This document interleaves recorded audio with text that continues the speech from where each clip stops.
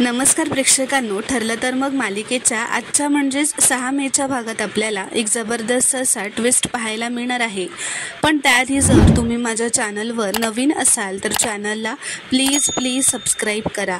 तर प्रेक्षकांनो, आता आपण पाहतो की अश्विनने प्रियाला महिपतला भेटायला का गेली होतीस असं विचारल्यावर प्रिया असं म्हणते, मी महिपतला जाब विचारायला गेले होते. त्याने तुझ्या अंगावर गाडी घातल्यापासून ना माझा संताप होतोय, म्हणून मी ठरवलं त्याला बजावायचं. त्याला सांगायचं की माझ्या नवऱ्याच्या किंवा माझ्या घरातल्या कोणाच्याही वाट्याला जायचं नाही आणि परत असा नीच प्रयत्न केलास तर त्यांच्यासमोर मी ढाल बनून उभी आहे. तर आता अर्जुन म्हणतो, अनबिलिव्हेबल, लास्ट मोमेंटला तुला अशा थापा कशा सुचतात ग? तर कल्पना म्हणते, अर्जुन, तुला सगळ्या थापाच वाटतात का रे? आपल्या नवऱ्यावरती संकट आलं ना की मग स्त्री काहीही करू शकते. तर अर्जुन म्हणतो, या महिपतला भेटायला एकटी जाऊ शकते? एवढी रिस्क घेऊ शकते? तर कल्पना म्हणते, हो जाऊ शकते. तुझ्यावरती संकट आलं होतं ना तेव्हा तुझी बायको पण एकटीच गेली होती. मग जर का तुझी बायको एकटी जाऊ शकते मग तन्वी का नाही? तेव्हा मला तरी हे खोटं वाटत नाही आहे. तर प्रिया आता नाटकच करत म्हणते, हे खोटं नाहीच आहे आई. तो अपघात झाल्यापासून मला रात्रीची झोप लागत नाही आहे ग. अश्विनची सारखी काळजी वाटत राहते, म्हणून मी ठरवलं की जायचं आणि त्या महिपतला चांगलं खडसवायचं. तर अश्विन म्हणतो, तन्वी, तुला त्यांनी काही केलं असतं तर? प्रिया म्हणते, चालेल मला, मी तुझ्यासाठी कुठलाही धोका पत्करायला तयार आहे. ते सायली म्हणते, अगं इतकं खोटं बोलण्याची हिंमत कुठे येते ग प्रिया तुझ्यात? तर अर्जुन म्हणतो, काय ना मिसेस सायली, इथल्या कोणालाच असं वाटत नाही आहे की ती खोटं बोलते. तर प्रताप असं म्हणतो, तन्वी, हे जर खरं असेल ना तर तू हे बरोबर नाही केलंस. असं कोणालाही न सांगता त्याला भेटायला जावं, एवढा चांगला माणूस नाही आहे तो महिपत. तर आता अर्जुन असं म्हणतो, डॅड, तन्वी महिपतला कुठे भेटली होती हे जरा तिला विचाराल का? तन्वी, उत्तर तू देतेस की मी देऊ? अश्विन विचारतो, कुठे भेटली होती? तर अर्जुन म्हणतो, दामिनी देशमुखच्या ऑफिसच्या बाहेर. याचाच अर्थ, तन्वी, मी विचारलं होतं की तू दामिनीलाच भेटायला चालली आहेस का गं? तर ती तेव्हा नाही म्हणाली होती आज सकाळी, पण तू दामिनीलाच भेटायला गेली होतीस. आणि ऑब्व्हियस आहे, तू तिथे गेली असशील तर तुझ्या लॉयरसोबत म्हणजे सिनियरसोबत गेली असशील. मग महिपतला तू ते कशी काय भेटलीस? आणि महिपत तिथे असेल हे तुला कसं कळलं? असे प्रश्न अर्जुन आता प्रियाला विचारू लागतो. तर प्रिया म्हणते, तू मला कोर्टातच उभं केलंस अर्जुन, पण माझ्याकडे ना या सगळ्यांची उत्तरं आहेत. मी आज माझ्या बाबांबरोबर दामिनीच्या ऑफिसला गेले होते चौकशीसाठी. तेव्हा निघताना मला तिथे महिपत दिसला आणि त्याला बघितलं ना तेव्हा माझा राग परत उफाळून आला, म्हणून मी परत तिथे गेले. आणि बाबा, मला दामिनीच्या ऑफिसच्या इथे भेटणं जास्त सेफ वाटलं, कारण तिथे त्याने जर मला काही केलं असतं तर मला तिची मदत घेता आली असती ना. तर अर्जुन म्हणतो, चला मग, याने एक गोष्ट तर क्लिअर झाली की तू आता माझ्याकडे सुद्धा चौकशीसाठी येऊ शकतेस, असं तू हसतच म्हणतो. तर अश्विन म्हणतो, तू इथे पण तुझ्या केसचाच विचार करतोयस ना? प्लीज जरा शांत राहा दादा, प्लीज. तर आता अश्विन प्रियाला विचारतो, तन्वी, तू महिपतला धमकी दिलीस तेव्हा तो चिडला असेल ना गं तुझ्यावर? काही म्हणाला का तुला? तर प्रिया म्हणते, हो, आधी तो कांगावच करत होता की अपघात मी मुद्दाम नाही घडवून आणलाय वगैरे वगैरे. मग मी तिथे चिडले त्याच्यावर. मग तो म्हणाला की आता आपल्या वाट्याला नाही जाणार, आता आपल्याला महिपतपासून काही धोका नाही आहे अश्विन. तर अर्जुन म्हणतो, वा, म्हणजे ज्याला सगळे घाबरतात तो महिपत शिखरे तुला घाबरला? अगं पटेल, असं तरी खोटं बोल तू. नाही, पण खरंच आहे, तू जास्त एफर्ट्स का घेशील ना? कारण या घरातच तू जे काही बोलशील ना ते यांना खरंच वाटत असतं आणि त्या सगळ्यांना पटतं सुद्धा. पण एक गोष्ट लक्षात ठेव तन्वी, तुझ्या खोटं बोलण्याचा एक पॅटर्न तयार झाला आहे आणि जो कोणी बारकाईने बघेल ना त्याला पॅटर्न नक्की लक्षात येईल. तर आता प्रताप असं मनातच विचार करतो की तन्वी दुसऱ्यांदा खोटं बोलून घराबाहेर गेली हे परत का होताना दिसतंय? दरवेळेस अर्जुन सायली खोटा आरोप करतात, असं कसं होईल? तर आता अश्विन असं म्हणतो अर्जुनला, कसं आहे ना, जो नीट लक्ष देऊन बघेल त्यालासुद्धा कळेल की तन्वी खरीच आहे.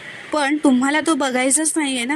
आज माझी बायको माझ्या काळजीपोटी इतक्या हॉरिबल माणसाला एकटी भेटायला गेली होती, तरी पण तू तिलाच बोलतोयस. तर कल्पना म्हणते, अश्विन, काय आहे ना, फक्त ह्याच्या बायकोचेच गुण दिसतात आणि तन्वीमध्ये काही दोषच आहेत असं त्याला वाटत असतं. तर अश्विन म्हणतो, आज ती माझ्यासाठी जवळजवळ आगीत उतरली होती, पण तुम्हाला काय, तुम्हाला तिची किंमतच नाही आहे ना.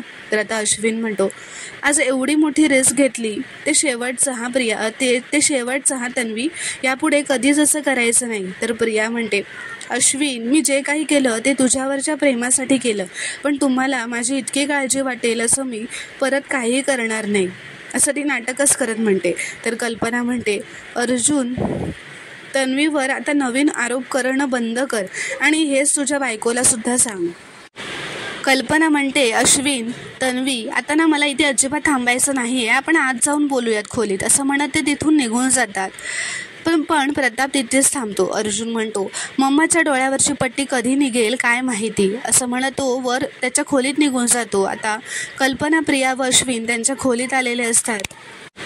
कल्पना प्रियाला म्हणते, तन्वी, मला तुझा खूप अभिमान वाटतो, तू अश्विनच्या पाठीमागे खंबीरपणे उभी राहिलीस. तर प्रिया म्हणते, पण त्याच्या बदल्यात माझ्या वाट्याला काय येतं, सतत संशय आणि अपमान.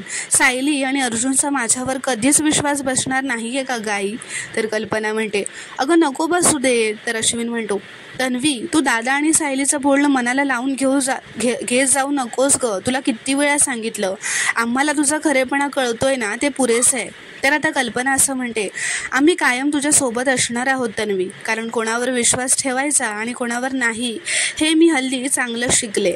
इथे दुसरीकडे सायली व अर्जुन त्यांच्या खोलीत असतात. सायली म्हणते, आज तर प्रियाने हद्दच केली, इतकं खोटं कोण बोलू शकतं हो. तर अर्जुन म्हणतो, सिच्युएशन काहीही असू द्यात, ती बरोबर सर्वांना आपल्या बाजूला करून घेते. तर आता अर्जुनला चैतन्याचा फोन आलेला असतो. चैतन्य असं म्हणतो, रविराज सरांनी तन्वीच्या चौकशीची परवानगी दिली आहे. तर अर्जुन म्हणतो, ग्रेट, कोर्टाची ऑर्डर असल्यामुळे आता सिनियरसुद्धा नाही म्हणू शकतच नव्हता. चैतन्य म्हणतो, मी सायकोलॉजिस्टची उद्याचीच अपॉइंटमेंट घेतली आहे. तर अर्जुन म्हणतो, फॅन्टॅस्टिक, चांगल्या कामासाठी वेळ घालवायचाच नसतो आणि प्रियाचा खोटेपणा बाहेर आणायचा असेल याच्यापेक्षा चांगलं दुसरं काम असूच शकत नाही. तर आता अर्जुन सायलीला असं सांगतो की प्रियाची उद्याची चौकशी सायकोलॉजिस्टसमोर होणार आहे. ही खूप मोठी न्यूज आहे मिसेस सायली. अशा बऱ्याच गोष्टी असतात ज्या आपल्याला दिसत नाहीत पण सायकोलॉजिस्टना त्या दिसतात.